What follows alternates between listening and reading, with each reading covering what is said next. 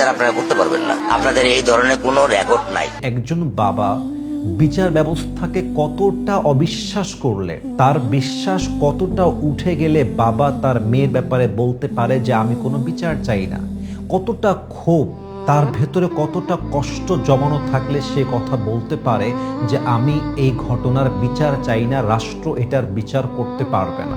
তো বর্তমান যে সরকার আছেন, আমাদের মাননীয় প্রধানমন্ত্রী তারেক রহমান, ওনারও একজন মেয়ে আছেন। আচ্ছা, একবার ভাবেন তো, উনি যদি একজন সাধারণ নাগরিক হতেন এবং ওনার মেয়ের সঙ্গে আল্লাহ না করুক এই ঘটনা ঘটত, তিনি বাবা হিসেবে কিভাবে এটা অ্যাকসেপ্ট করতে পারতেন? তিনি বাবা হিসেবে এটাকে কেমনে সহ্য করতে পারেন?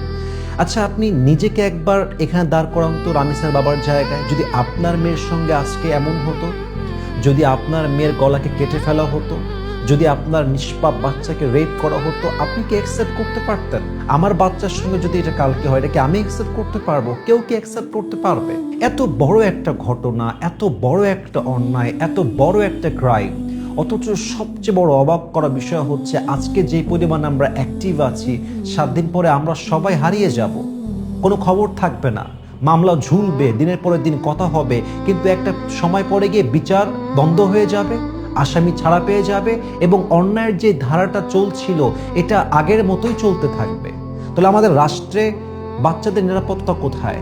একজন নিষ্পাপ শিশুর নিরাপত্তা কোথায়? একজন মেয়ে যার বয়স 6, 7, 8, তার সেফটিটা কোথায়? যদি আমরা আজকে বিচার করতে পারি তাহলে আমাদের সেফটিটা আমরা ইনশিওর করতে পারবো।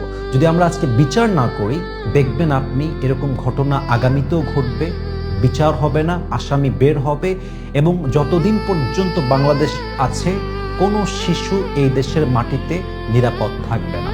এজন্য আমি রাষ্ট্রের কাছে বিনীত আবদার রাখবো, আপনারা এই বিষয়টাকে এতটা গুরুত্ব দিবেন, এমনভাবে বিচার করবেন যেন পুরো দেশে এটি একটি এক্সাম্পল হয়ে থেকে যায়।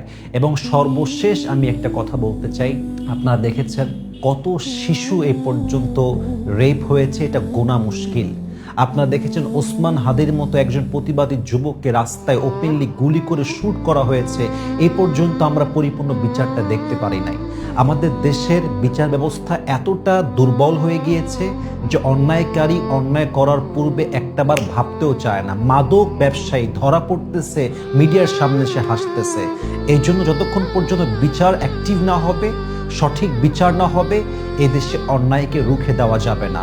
আমি আশা রাখবো রাষ্ট্র অ্যাকশন নিবে, বিচার করবে এবং ইনশাআল্লাহ আমরা চাইবো নিরাপদ বাংলাদেশ আমরা আগামীতে গড়বো। আল্লাহ আমাদেরকে তৌফিক দান করুক। আমিন।